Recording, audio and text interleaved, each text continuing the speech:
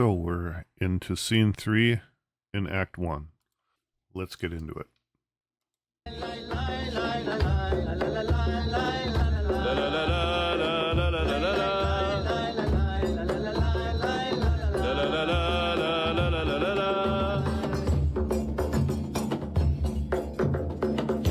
There is no composition in these news that gives them credit. Indeed, they are disproportionate.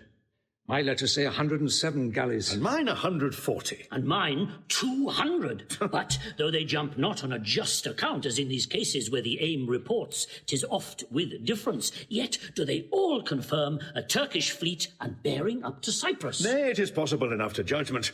I do not so secure me in the error, but the main article I do approve in fearful sense. Whoa! Whoa! Whoa! A messenger from the galleys. Now, what's the business? The Turkish preparation makes for Rhodes. So I was bid report here to the state by Signor Angelo. How say you by this change? This cannot be by no assay of reason. 'Tis a pageant to keep us in false gaze. When we consider the importance of Cyprus to the Turk, and let ourselves again but understand that as it more concerns the Turk than Rhodes, so may he with more facile question bear it. For that it stands not in such warlike brace, but altogether lacks the abilities that Rhodes is dressed in.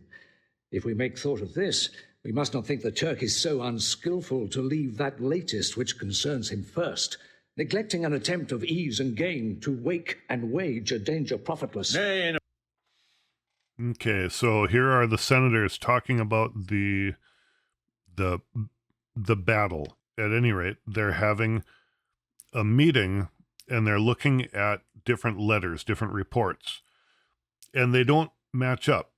140 ships, 7 galleys. What's going on? Well, they decide, overall, there's a Turkish fleet coming in. And even though the specifics aren't consistent, the general problem is there's a fleet coming into Cyprus, okay? Now, another soldier comes in, or another sailor, and he says the Turkish preparation makes for Rhodes. Now, this is different. Rhodes is a different Venetian protectorate. And so they're saying, well, wait, what? Are they going to Rhodes? And the first senator comes back and he says, no, this is a pageant. This is a fake, right? They're just doing that so that they can distract us from where they're really going, which is in fact Cyprus. He ends up saying, the Turk is not so unskillful. They're not so bad at battle to leave that last which concerns them first. Okay, they're not going to put off the thing that benefits them the most. They're going to start with the most important thing, and that's Cyprus. So they're not going to Rhodes. And the Duke agrees. Yep, it's not Rhodes. And then in walks another messenger. In all confidence, he's not for Rhodes. Here is more news. The Ottomites, reverend and gracious, steering with due course toward the Isle of Rhodes, have there enjointed them with an afterfleet. Aye, so I thought. How many, as you guess? Of 30 sail. And now they do re-stem their backward course, bearing with frank appearance their purposes toward Cyprus. Signor Montano, your trusty and most valiant servitor, with his free duty recommends you thus and prays you to believe him. 'Tis certain then for Cyprus. Marcus Lukikos, is not he in town? He's now in Florence. Write from us to him post-haste dispatch. Here comes Brabantio and the valiant Moor. Valiant Othello, we must straight employ you against the general enemy, Ottoman. Now, they decide in the end, the Ottomans, the Turks are attacking Cyprus, right? And they say, well, is Lucius there? No, he's in Florence. Okay, well, what the heck are we going to do? Brabantio, Othello, Iago, Cassio, everyone comes in who was just over there at the inn. Everyone comes in. And the senator says, well, here they are. And the Duke says, okay, all right. We need you to go and protect Cyprus from the Turks. Come on, Othello. That's what you're here for. You're our military leader. This is what we need you for. He's not thinking about Othello's marriage to Desdemona. They don't even know about this stuff. They're dealing with important matters of state. I did not see you. Welcome, gentle signor. We lacked your counsel and your help tonight. So did I yours. Good your grace pardon me. Neither my place nor aught I heard of business hath raised me from my bed, nor doth the general care take hold on me. For my particular grief is of so floodgate and o'erbearing nature that it engluts and swallows other sorrows, and it is still itself. Why, what's the matter? My daughter, oh, my daughter. Dead? Aye, to me. She is abused, stolen from me, and corrupted by spells and medicines born of mountebanks. For nature so preposterously to err, being not deficient, blind, or lame of sense, sans witchcraft could not. Okay, so they're talking about Cyprus being attacked, and this guy comes in and he says, "Oh, I didn't know about that because I was dealing with something so important. My daughter, what is she, dead? To me, she's dead. She's gone off and gotten married." Well, he doesn't say that yet. He instead says, she's been abused and stolen and corrupted using witchcraft and spells and medicine. Some guy stole her. Some nasty monster tricked her. Okay, and the Duke says, he hasn't said it yet, but he says whoever he is that has done this, that person should have the law thrown at them. Let's hear the Duke. Whoe'er he be that in this foul proceeding hath thus beguiled your daughter of herself, and you of her, the bloody book of law you shall yourself read in the bitter letter after your own sense, yea, though our proper son stood in your action. Humbly I thank your grace. Here is the man, this Moor, whom now it seems your special mandate for the state affairs hath hither brought. We are very sorry for it. What in your own part can you say to this? Nothing but this is so. The Duke says the person that has done this should have the book thrown at him. Even if it was my own son, we should have the book thrown at him. And Brabantio says, well, here it is. It's the guy that you're calling in here to defend your country right now. And the senators say this, we're sorry for it. That's what they're saying. They're not saying we're sorry that our guy has done this. He's not apologizing for him. He's saying this is a sorry state of affairs. And the Duke says to Othello, what do you have to say about this? And Brabantio says, he can't say anything other than that it's true. And also Othello sort of comes in and says, now wait a minute. Okay, let me talk about it. Most potent, grave, and reverend seniors, my very noble and approved good masters, that I have ta'en away this old man's daughter, it is most true. True, I have married her. The very head and front of my offending hath this extent, no more. So, rude am I in my speech, and little blessed with the soft phrase of peace. For since these arms of mine had 7 years' pith, till now some 9 moons wasted, they have used their dearest action in the tented field, and little of this great world can I speak, more than pertains to feats of broil and battle. And therefore little shall I grace my cause in speaking for myself, yet, by your gracious patience, I will a round unvarnished tale deliver of my whole course of love. What drugs, what charms, what conjuration, and what mighty magic. For such proceeding am I charged withal. I won his daughter. A maiden never bold. Okay, he says, I will confess, I'm only used to, being a soldier, so I'm not good at talking, but I will tell you all of the nasty things I did. Now, of course, he's being a bit sarcastic because he didn't do anything nasty. He's just saying, oh, I'll tell you all the horrible things I did. And Brabantio says, it has to be a horrible thing because my girl was so perfect. There was never a maiden as perfect as her. Of spirit so still and quiet that her motion blushed at herself, and she, in spite of nature, of years, of country, credit, everything, to fall in love with what she feared to look on. It is a judgment made and most imperfect that will confess perfection so could err against all rules of nature.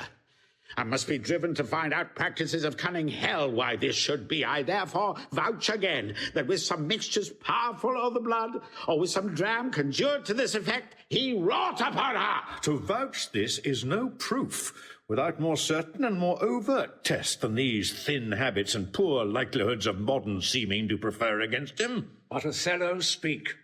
Did you by indirect and forced courses subdue and poison this young maid's affections? Or came it by request, and such fair question as soul to soul affordeth? My daughter was so perfect, her judgment was so perfect, that it can't be anything other than powerful mixtures, or it can only be witchcraft. It can only be some horrible thing that got her to fall in love with such a horrible person, with such an awful thing. Okay. So, yeah, the thing that she feared to look on. Clearly, this is not a natural thing for her. Now, the racism is obvious, but there's also a simple connection of a father having no control over his daughter. The fact that she was able to make her own decision, that initially, I mean, that's the Romeo and Juliet problem. So even if he wasn't from Africa, Brabantio would be horribly upset. But you add in the fact that he's doesn't look like him, and that makes it just as bad. That's what makes it more witchcrafty, okay? Because he's a foreigner as well. It's like that's the way people do things in other places. And the senator says, yeah, well, just because, or the Duke says, just because you say it's true, that doesn't mean it's true. The senator asks, was it witchcraft, or was it honest? Did she come to you? Did you come to her like normal souls? And Othello says, he's going to say, ask her. Bring her here and ask her.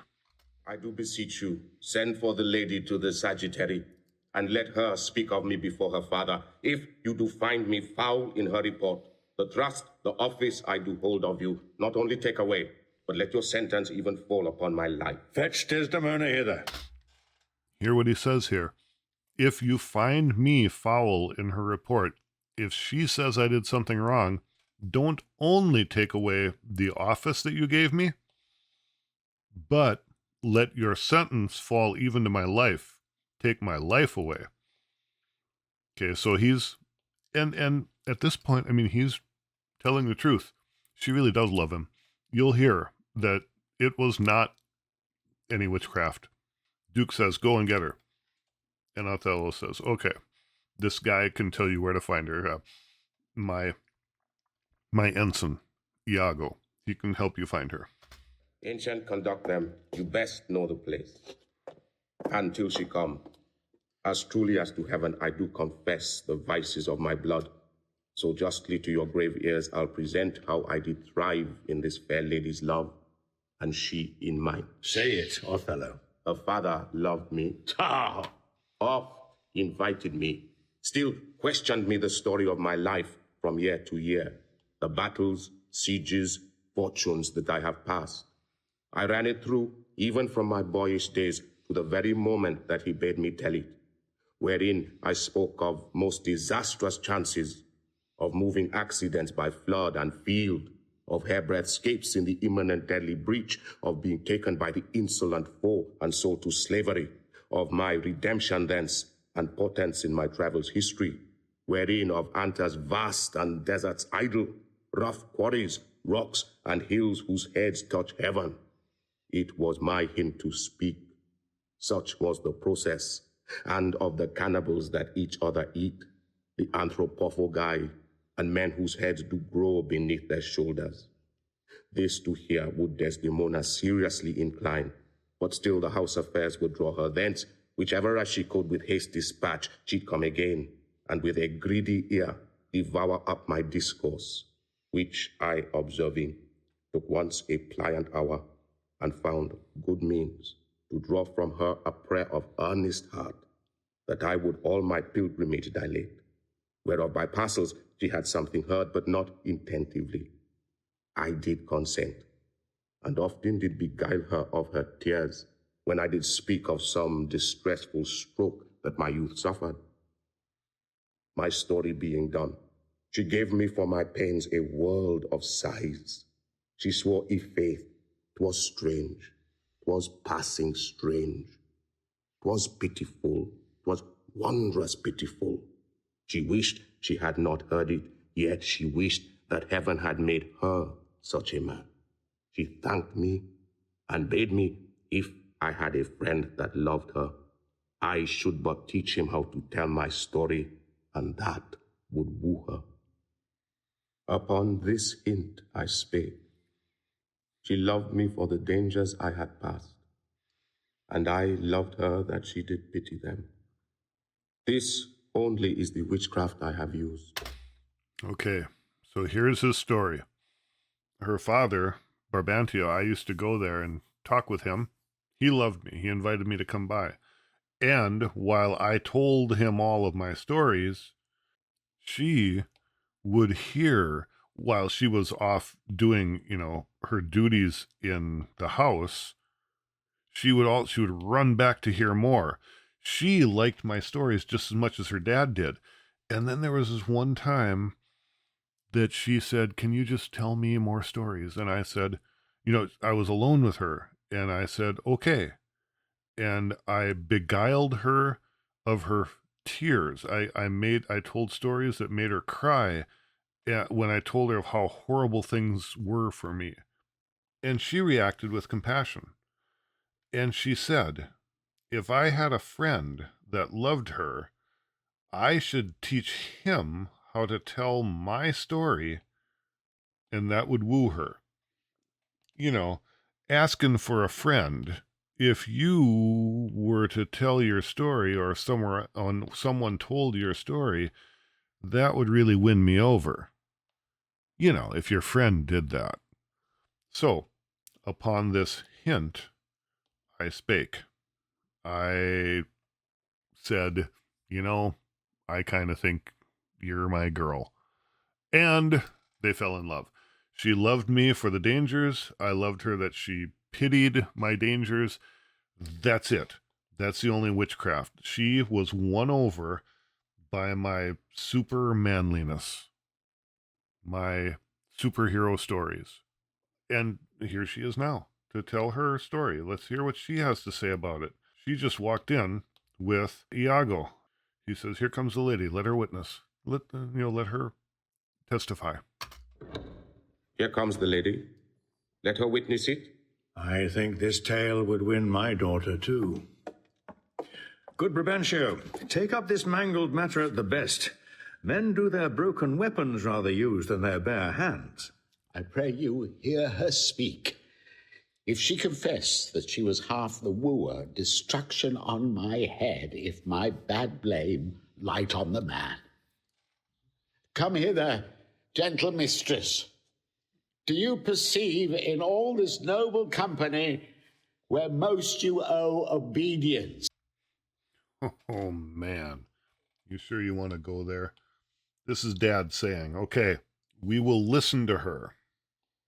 And if she confesses that she was half of the problem, then destruction on my head, if I blame him, I will let them be. Okay? If she admits that this is partially her fault, I won't blame him. Then he says this. Okay? And this is kind of important. He says, "Come here, young lady. Do you perceive in all this noble company where most you owe obedience? Do you know where your obedience lies? Do you know who's supposed to be the most important person in your life that you will obey, beginning to end?" And her response is going to be, "My noble father, comma, not my noble father." But that's what the audience is going to hear. They're going to hear "my noble father," and they're going to go, "Oh, that's what she thinks." And she says, "I do perceive a divided duty." Let's hear what she talks about why she feels her duty is divided. My noble father, I do perceive here a divided duty. To you I am bound for life and education. My life and education both do learn me how to respect you. You are the lord of duty. I am hitherto your daughter. But here's my husband. And so much duty as my mother showed to you, preferring you before her father, so much I challenge that I may profess due to the more my lord. God be with you. I have done. So she says, my divided duty is, yeah, you've been my father, you've raised me, but now here's my husband, and Mom gave up her dad for you, so I got to give up my dad for my husband. And Barbenito's reaction is, he says, God be with you, or go be with you. God be with you. That's it. I'm done. I don't care. He will say later on, okay, Moore, you won her. She's yours. You take her.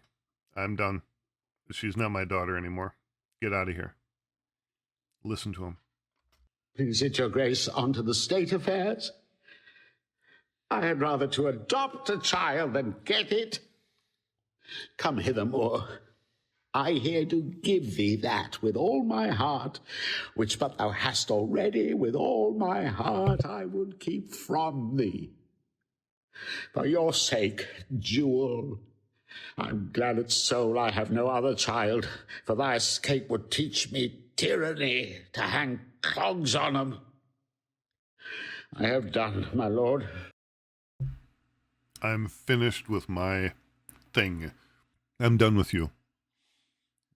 Duke, let's go on to state affairs. There's nothing I can do here. I would rather have adopted a child than had my own child. Listen here, Moore. Listen here, Othello. I'm giving you, this is sort of a complicated sentence, but I want it to be clear, okay? Because it's well constructed, but it's maybe confusing. He says, I am giving you my daughter. I am giving you, because that's what a father had to do. I'm giving you my daughter. I here do give thee that. I'm giving you my daughter with all my heart. That thing, my daughter, which, if you didn't already have her, with all my heart I would have kept her from thee. I'm giving you the one thing that if I had any choice, you would never get. There's nothing pleasant about this at all. He is completely overthrown. And then he says to his daughter, okay, I'm glad I don't have any other kids, because raising you would teach me to be an a-hole to my other kids. Just dealing with this from you, I would hang weights on them so they could never escape. That's what hang clogs on them means. I would weight them down so they couldn't run away like you have, young lady. And then he tells the Duke, I'm finished. It's just, whatever. Let's just go. And the Duke says, okay, just, wait a minute. Let me speak like yourself and lay a sentence which, as a grise or step, may help these lovers into your favour. When remedies are past, the griefs are ended by seeing the worst which late on hopes depended. To mourn a mischief that is past and gone is the next way to draw new mischief on. What cannot be preserved when fortune takes, patience her injury a mockery makes. The robbed that smiles steals something from the thief. He robs himself that spends a bootless grief. Now, all of these things that he said here, okay, just so we're clear, these are some proverbs about if you can't get what you want, just deal with what you have. Once things are screwed up, you can't unscrew them. Each of these, if you take them, when remedies are passed, the griefs are ended. If you look on it badly, then it just makes you feel worse about it. Okay, to mourn something that's past and gone is to make you feel bad about what's coming up. You know, all of this stuff here, it's just tacky internet advice. Okay, that's all it is. And Brabantio is trying to politely tell the Duke, fine, just shut up and let's move on. Let's just forget about this. So listen to how he says this politely. So let the Turk of Cyprus us beguile. We lose it not, so long as we can smile. He bears the sentence well that nothing bears but the free comfort which from thence he hears. But he bears both the sentence and the sorrow, that to pay grief must of poor patience borrow. Okay, the person who is not bearing the sentence, who's not dealing with the pain, doesn't really have any pain to deal with. But he has comfort from being able to comfort the other people. He feels like he's bearing the sentence and the sorrow, but he's got nothing. Okay, the person who tries to offer help is just wasting the other person's heart. To pay grief must of poor patience borrow. The person who is really hurt is just putting up with what the person who really isn't dealing with anything, what they have to say about it. In other words, politely, he's saying, keep your freaking advice to yourself. Just shut up. You're not helping. Why don't we just deal with the Turk of Cyprus? Okay, let's just move on. And he says a little bit more here along the same lines. Then he says in the end, please, let's deal with the affairs of state, okay? These sentences to sugar or to gall, being strong on both sides, are equivocal. But words are words. I never yet did hear that the bruised heart was pierced through the ear. Beseech you now to the affairs of state. The Turk, with a most mighty preparation, makes for Cyprus. Othello, the fortitude of the place is best known to you. And though we have there a substitute of most allowed sufficiency, yet opinion, a more sovereign mistress of effects, throws a more safer voice on you. You must therefore be content to slubber the gloss of your new fortunes with this more stubborn and boisterous expedition. The tyrant custom, most grave senators, hath made the flinty and steel couch of war my thrice-driven bed of down. I do agonize a natural and prompt alacrity I find in hardness, and do undertake these present wars against the Ottomites. Most humbly, therefore, bending to your state, I crave fit disposition for my wife, due reference of place and exhibition, with such accommodation and be sought as levels with her breeding. The Duke says to him, sorry, we have to put you to work right away. Instead of letting you deal with your new fortunes, your marriage, your new wedding, we have to put you to work right away because opinion is that you are better than the person that's guarding Cyprus right now and we're being attacked. So we need to send you there. And Othello says, yeah, that makes sense. I'm used to that idea. The tyrant custom, my normal way of life is such that the flinty and steel couch of war, the hard ways of going to war, are like my thrice-driven bed of down, which is to say that the nastiness of war is something that feels like a comfortable, squishy bed to me. I'm used to it. No big deal. Now, meanwhile, I humbly ask of the state that you take care of my wife, give her a place to stay that is appropriate for her social position and honor. Can you please do that? And the Duke is going to say, well, yeah, she'll stay with her dad. But remember her dad's attitude recently. If you please, be it at her father's. I will not have it, sir. Nor I. Nor I. I would not there reside to put my father in impatient thoughts by being in his eye. Most gracious Duke, To my unfolding lend your prosperous ear, and let me find a charter in your voice to assist my simpleness. What would you, Desdemona? That I did love the more to live with him, my downright violence and storm of fortunes may trumpet to the world. My heart subdued even to the very quality of my lord. I saw Othello's visage in his mind, and to his honours and his valiant parts did I my soul and fortunes consecrate. So that, dear lords, if I be left behind, a moth of peace, and he go to the war, the rights for which I love him are bereft me, and I a heavy interim shall support by his dear absence. Let me go with him. What? Yes, let me go with him. Somebody says, let her stay with her dad. Dad says no. Othello says no. She says no. Nobody wants me to stay there.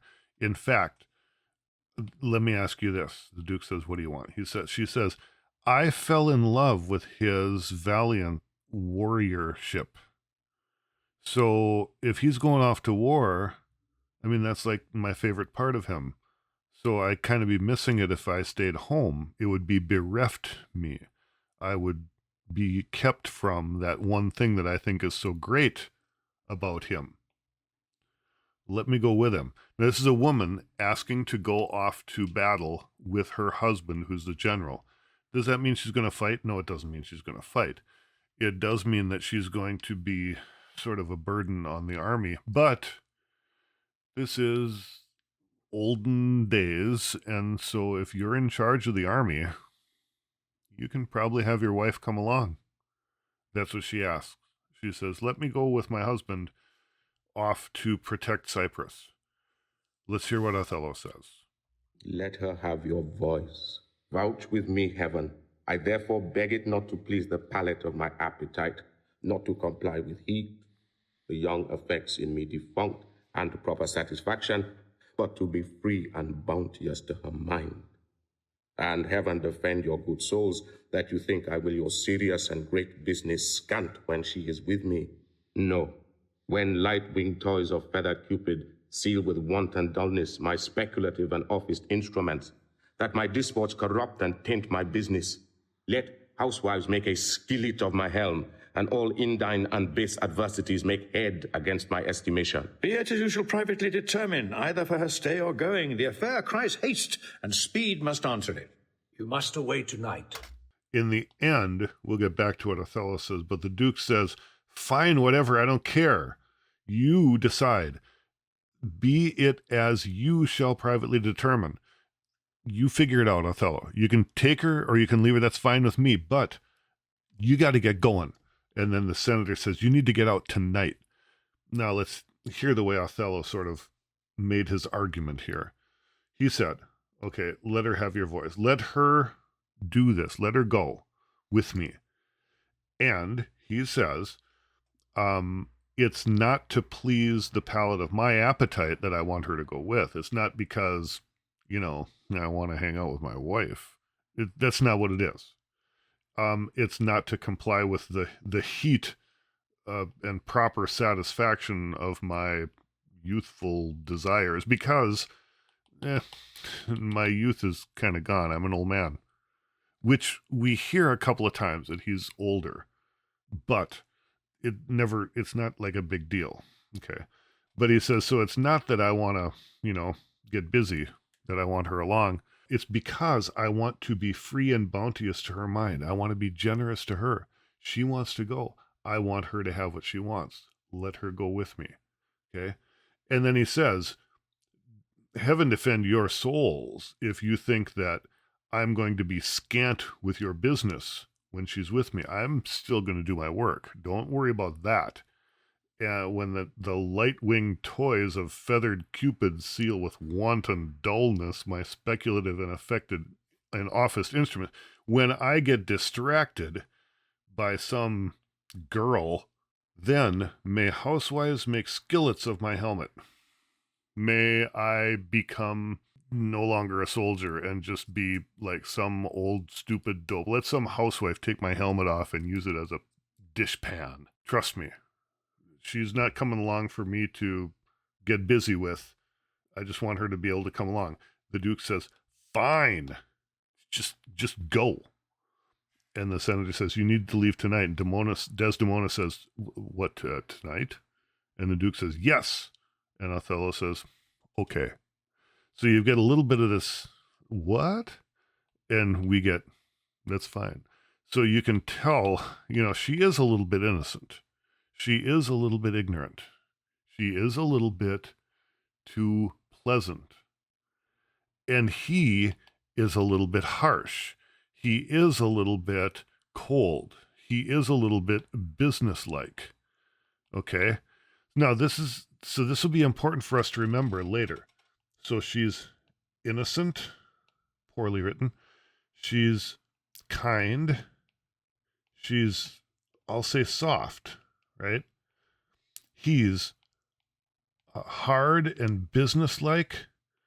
He's tough and no nonsense.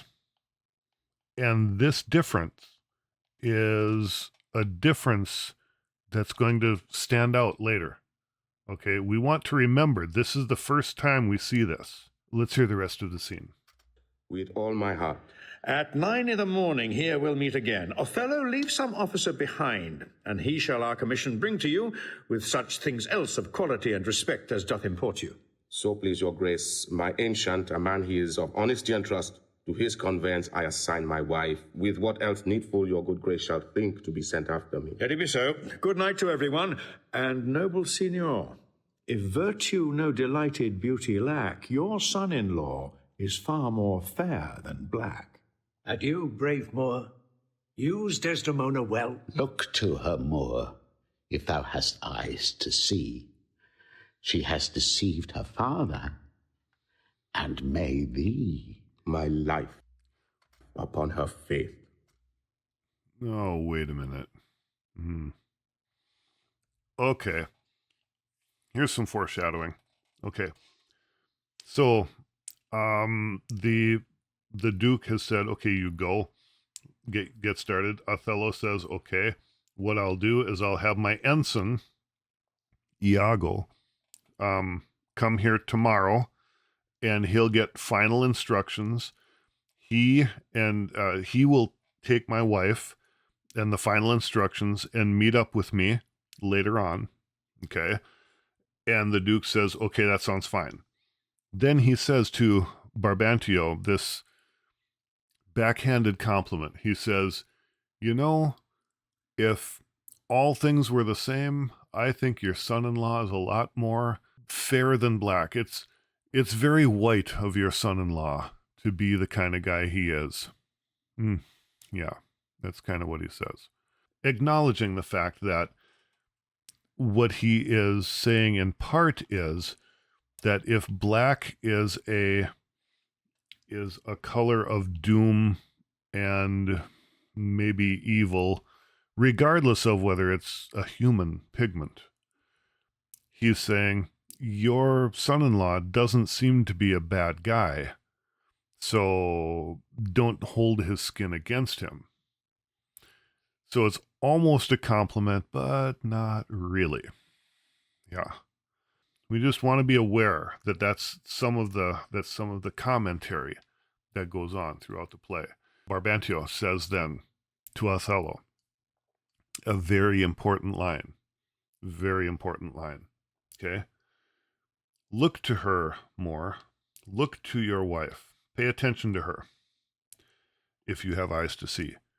She has deceived her father and may deceive thee. If she's capable of deceiving the person who she felt most obligated to, the person who she felt most loyal to, you heard her just say that she felt most loyal to me. Now she feels most loyal to you. What do you think's going to happen? Yeah. Just keep an eye on her. You never can tell with this woman. Yep. You keep her. Get her out of here. Just be careful. Not a very pleasant thing for a father to say. We know that parents in that time were a little bit harsher, but that's pretty freaking harsh, if you ask me. And then Othello's reply is, my life upon her faith. I bet my life on her faithfulness. I don't think she'll do anything wrong. Thank you for your concern, but I bet my life on her faithfulness. And then the Duke, Brabantio, Cassio, Senate, everyone leaves except Othello and Iago and his wife. Okay? And Rodrigo is standing there as well. So, here we go. Honest Iago, my Desdemona must I leave to thee. I pray thee let thy wife attend on her, and bring them after in the best advantage. Come, Desdemona, I have but an hour of love, of worldly matters and direction to spend with thee. We must obey the time. And then they exit. Now, he mentions to Iago, he says, let your wife attend on her. Now, his wife is Emilia. So we'll see Iago's wife, who's coming along as sort of a lady in waiting. Okay? And then he says, come on, Desdemona, we have like 1 hour, so let's go do some worldly things and spend some time together. And then I got to go. And they leave. Rodrigo and Iago standing here, figuring out what are we going to do now. Oh. Iago. Oh, what sayest thou, noble heart? What will I do, thinkst thou? Why, go to bed and sleep. I will incontinently drown myself. Well, if thou dost, I shall never love thee after. Ah, you silly gentleman. It is silliness to live, when to live is torment. And then have we a prescription to die, when death is our physician. Oh, villainous. I have looked upon the world for 4 times 7 years, and since I could distinguish betwixt a benefit and an injury, I never found man that knew how to love himself. No. Ere I would say I would drown myself for the love of a guinea hen, I would change my humanity with a baboon. What should I do? I confess it is my shame to be so fond, but it is not in my virtue to amend it. Virtue? Oh, a fig. 'Tis in ourselves that we are thus or thus. Our bodies are our gardens, to the which our wills are gardeners. So that if we will plant nettles or sow lettuce, set hyssop and weed up thyme, supply it with one gender of herbs or distract it with many, either to have it sterile with idleness or manured with industry, why the power and corrigible authority of this lies in our wills. If the balance of our lives had not one scale of reason to poise another of sensuality, the blood and baseness of our natures would conduct us to most preposterous conclusions. But we have reason to cool our raging motions, our carnal stings, our unbitted lusts, whereof I take this that you call love to be a sect, a scion. It cannot be. It is merely a lust of the blood and a permission of the will. Come, be a man, huh? Drown thyself. What, drown cats and blind puppies? Okay, so drown cats and blind dogs, come on. But not yourself. It isn't worth that for you to drown yourself. As a matter of fact, what he says up here, he says, people don't realize that they should take care of themselves. They don't understand how to take care of themselves. I would rather be a monkey than drown myself for some woman. And he says, well, what am I supposed to do? Rodrigo says, what do I do? I'm so miserable. And Iago says, control yourself. Okay? He says, 'tis in ourselves that we are thus or thus. Our bodies are our gardens, and our wills are gardeners. We decide what we're going to do. We decide what we're going to think. If we plant nettles or lettuce or hyssop or pull up the thyme, okay, it's up to us to decide what is going on in our garden of ourselves. The power and the corrigible authority of this lies in our wills. We have to be actors, not reactors. if we are subject to our emotions or our lusts, then we're reacting. Okay? We need to instead control ourselves and make things happen. We need to use our reason to cool our raging motions, or we might say raging hormones. Okay? We have to think. We have to think clear-minded. That's what we have to do. Don't fall into lust. Keep yourself in order. And Rodrigo says, it's not that easy. Iago says, no, listen to me. Hey, I have professed me thy friend, and I confess me knit to thy deserving with cables of perdurable toughness. I could never better stead thee than now. Put money in thy purse, follow thou the wars, defeat thy favour with an usurped beard. I say, put money in thy purse. It cannot be that Desdemona should long continue her love to the Moor. And put money in thy purse, nor he his to her. It was a violent commencement in her, and thou shalt see an answerable sequestration. Put money in thy purse. These Moors are changeable in their wills. Fill thy purse with money. The food that to him now is as luscious as locusts shall be to him shortly as bitter as coloquintida. She must change for youth. When she is sated with his body, she will find the error of her choice. She must have change. She must. Therefore, put money in thy purse. God, if thou wilt needs damn thyself, do it a more delicate way than drowning. Make all the money thou canst. If sanctimony and a frail vow betwixt an erring barbarian and a super subtle Venetian be not too hard for my wits and all the tribe of hell, thou shalt enjoy her. Therefore, make money! Pox of drowning thyself. Just clean out of the way. Seek thou rather to be hanged encompassing thy joy than to be drowned and go without her? Wilt thou be fast to my hopes, if I depend on the issue? Thou art sure of me. Go, make money! I've told thee often, and I retell thee again and again. I hate them all. My cause is hearted, thine hath no less reason. Let us be conjunctive in our revenge against him.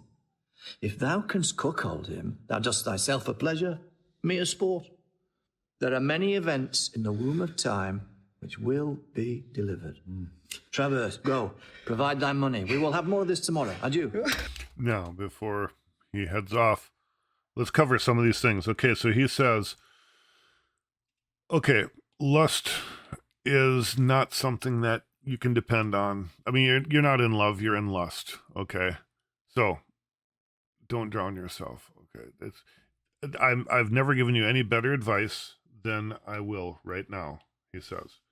Okay, right now, my best advice, put money in your purse, liquidate your assets, cash out everything, get dollars. Dollars are going to be what lures her in the end. So follow the wars, come with us along, to war. And meanwhile, make sure you liquidate, get all the money you can. Because she is going to, sooner or later, she's going to give up her love for the Moor. It cannot be long that she continues her love. Okay, it says here, it was a violent commencement. It was sort of a quick passion in her that got her hooked up with him. And the Moors are changeable in their wills, so she's going to give him up. He's going to give her up when she's sated with his body, when she's had enough, when she's full. Okay, satisfied. When she's full with having him, she will realize the error of her choice. She'll realize, oh, that was stupid. I got to get out of this. And as soon as she does, you got the money, man. That's when you will be able to catch her. Make all the money you can. Okay? He says, don't drown yourself. If you're going to be hanged, If you're going to condemn yourself, drowning yourself would be condemning yourself.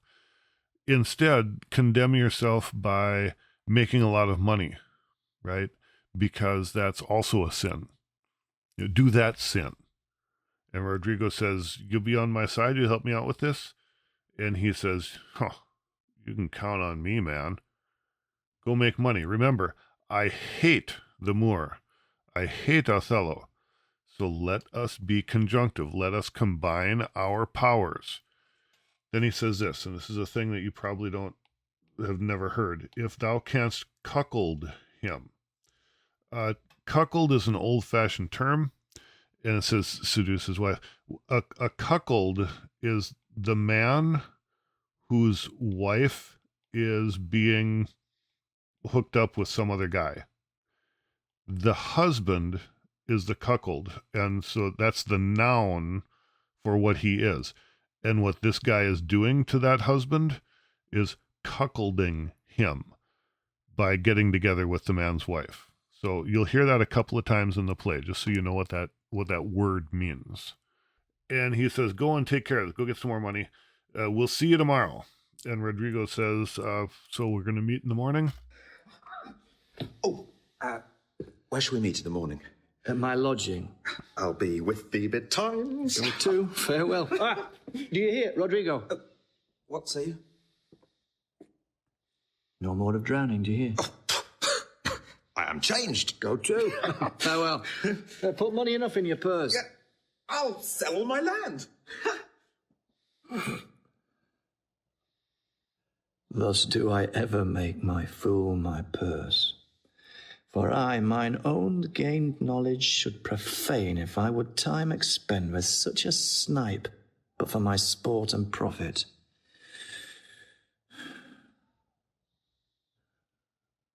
I hate them all. And it is thought abroad that twixt my sheets has done my office. I know not if it be true, but I, for mere suspicion in that kind, will do as if for surety. He holds me well. The better shall my purpose work on him. Cassio's a proper man. Let me see now. To get his place and to plume up my will in double knavery. How? Let's see.